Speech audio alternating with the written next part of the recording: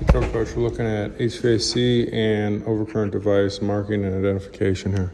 So I want you to note here, you got your panel schedule, AC2, AC1, downstairs furnace, upstairs furnace, right? So you have two units, right? An upstairs and a downstairs. And what's important here to note is that these units are all marked because you want them all marked. And the biggest thing is right here, they have a 60 amp breaker installed for the downstairs, right? It should really say downstairs, but right now it says down furnace, right? 60 amp.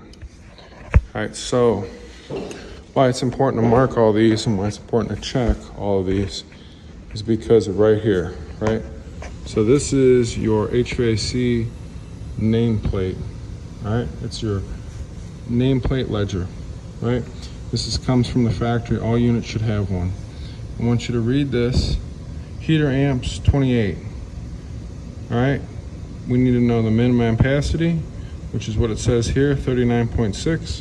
So the minimum ampacity to run this unit is 39.6. They don't make a 39.6 amp breaker. They make a 40. So NEC says you round to the next nominal size, which is a 40. And maximum right here, 40, okay? So for our range, we're looking at 208. You gotta know your supply and you gotta know what the nameplate says, right? So remember back at the panel, it said 60 amps.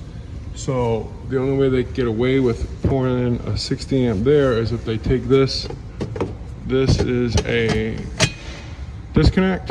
They could run 60 amps to this and then fuse this at 40 amps. However, they did not do that. This is just the standard pull disconnect, right? Here the unit's running, that kills the unit, right? So you want to really make sure these units are sized properly. Right now, what would happen is if nothing happens, what's going to happen is this overcurrent device will not trip, right? It will not trip, and that unit will burn up, and then you will have to buy a new unit.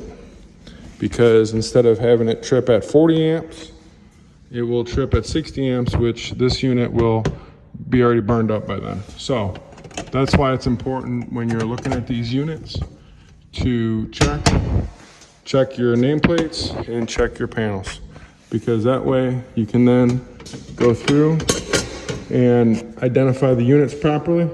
So see here also, it's not labeled anywhere downstairs. So in this situation, there's only one upstairs and one downstairs, but it really should be marked at the unit. Downstairs, clearly marked, downstairs, not down furnace, and really mark them so that down the road, people that are servicing them and homeowners, what have you, can avoid a service call. So things to be looking for when you're looking at these HVAC units.